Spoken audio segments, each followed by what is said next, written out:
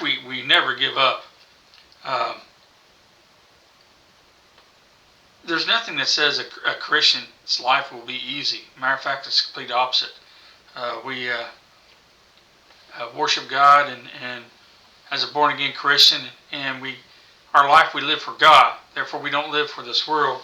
Jesus Christ told us in Luke 21:34 through 36, and take heed to yourselves, lest any time your hearts be overcharged with surfeiting and drunkenness and cares of this life, and so that day come upon you unawares. For as a snare shall come upon all the face that dwell in the whole earth. Watch ye therefore and pray always, that you may be accounted worthy to escape all these things that shall come to pass, and to stand before the Son of Man. A lot of times I talk about the rapture more than anything on this channel. There's different things I talk about, but it's for that we live with that great hope that any moment it's imminent that Jesus Christ will come for us. And the world doesn't see this. Only a born-again Christian can see it, because that's who he comes for. You have to be born again. And Isaiah chapter 57, a lot of people don't understand. Isaiah chapter 57, verse 1 states, the righteous perisheth, and no man layeth it to heart, and merciful men are taken away, none concerning that the righteous is taken away from the evil to come. A lot of times in Hebrews, dual meaning, where it says perisheth, that also can mean vanishing. So you can read it as the righteous vanish, and no man layeth it to heart, and merciful men are taken away, none considering that the righteous is taken away from the evil to come. When we go up in the rapture of the church for the 7-year tribulation, we don't give up hope no matter what's happening. Right now, there's been moments the last couple of years where I've had some financial blessings, but then other things have come up. Right now I'm having trouble with the brand new furnace in the dead of winter. The other day was a degree, if I can say it correctly, below zero. So I had to get up. My sensor was messed up on the furnace, so I had to get up there and make sure that furnace started at all time. It kept the house around 67 degrees, so I wasn't doing too bad, being below zero outside.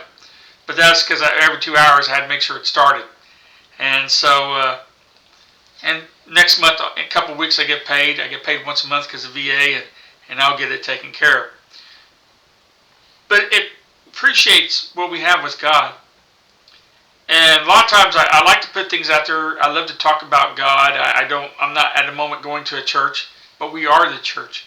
And that's why I make these videos, just the love of God and talk about God. And we don't know who we affect. When we do things, it affects people. And so help someone along the way. I've had a lot of people, even people in my family, have committed suicide. Being a combat veteran, I've seen a lot. My commander, we got back from Iraq. I was in Iraq from 2003 to 2004. We were in Iraq 15, 16 months. And my commander, within the first 3 or 4 months from coming back, unfortunately under a lot of stressful things that took place, he felt guilt, committed suicide. And I know many other soldiers commit suicide, many through health problems. And myself, I had stage 4 colon cancer. I have a permanent clostomy bag because of it. And I have stomach issues beyond it. Last night, I was real sick last night, and I'm just getting over it today, and I really feel weak and sick, and I have a lot of constant issues that I go back to the doctor, and they can't understand why.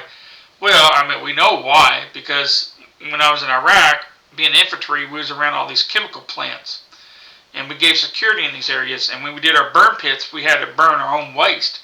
And what you do is you make an outhouse, and you have a big old bucket, you go to the bathroom in, and then you take that and you dig a hole and you put that in a hole and burn it with diesel fuel. And then of course we burned all of our trash, and then we dig a hole and put lime in it and then put that in there and cover it up. But you're still got those chemicals coming in you, and it affects you.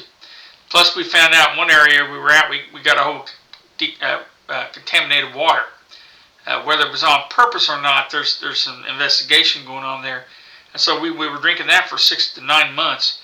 Water from that area. So a lot of things take place, and we get down, but the point I'm trying to make today is we never quit. We have that great hope. We're about to go up, and we are righteous.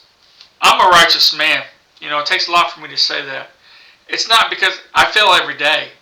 The point is, being a Christian man, I fall, but God picks me up. I continuously fall daily over many different things, but God lifts me up.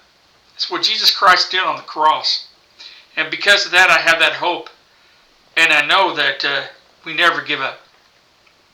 You know, it's like that story you talked about, walking on the sand. You see 2 footprints, and at times you see one set of footprints, and then the other you see 2. And the man says, every time, talking to Jesus, every time I see one set of prints, I'm struggling. And Jesus says, that's when I carried you. And so that's where our life is. It's about God. And we have that hope from God Himself. And soon in the clouds He'll come for us. Thank you.